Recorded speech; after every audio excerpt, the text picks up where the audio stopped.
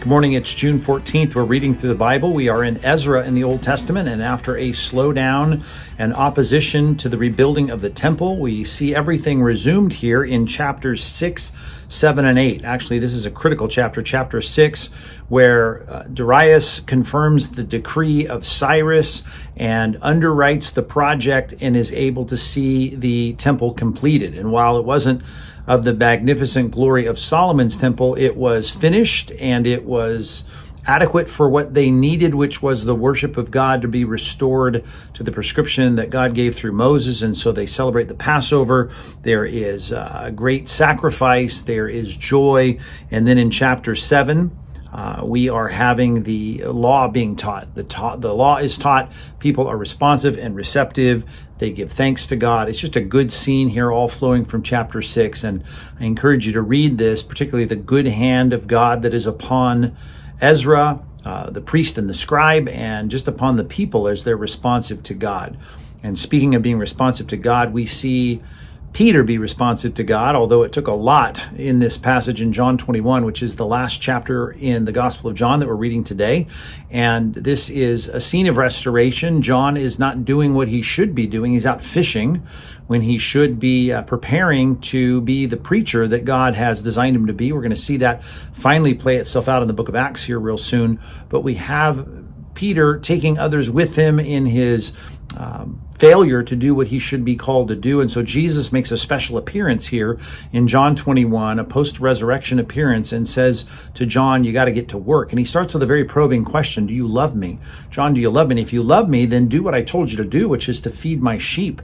You're a preacher of the word of God. You are a evangelist. You are to be fishing for men, as Jesus said initially in his calling, not fishing for fish. And here he is out here fishing for fish. Jesus, in a very compassionate scene, makes that breakfast along the Sea of Galilee, broiled fish, and he has breakfast with him and asks him, do you love me? And if you love me, get back to work at doing what I've called you to do. And he does, which is great. He calls Peter, and Peter is finally responsive after a lot of dialogue, which should give us hope that God is a God, much like in the book of Jonah, where the Lord comes and picks up the broken prophet and is willing to utilize him if he's just willing to get back on the beam, which is what the nation has done here in Ezra. After all those years in captivity, God has taken this group and has moved them back into his grace, into his good, useful productivity in this world and the things that God wanted to do through Israel. And so we're going to see Peter flourish in the book of Acts, which is coming up tomorrow.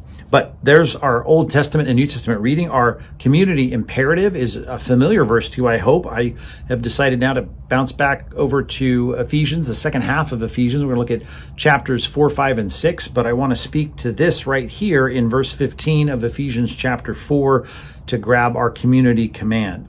In Ephesians 4:15, it says, rather, speaking the truth in love, we are to grow up in every way into him who is the head, into Christ. So this is all about the kind of growth that the church should be having as the pastors and the evangelists do their job in planting churches and developing and cultivating churches. But the church itself is to be mature, and it's supposed to be grown up and strong. And that's going to happen when people are speaking the truth in love. So our community imperative is simply to speak the truth in love to each other. Very simple, but that is something that we are called to do. Now, both sides of that need to be clear in our minds. We speak the truth, which is not popular these days, but we speak the truth. And even to one another, sometimes it's hard to say what is true.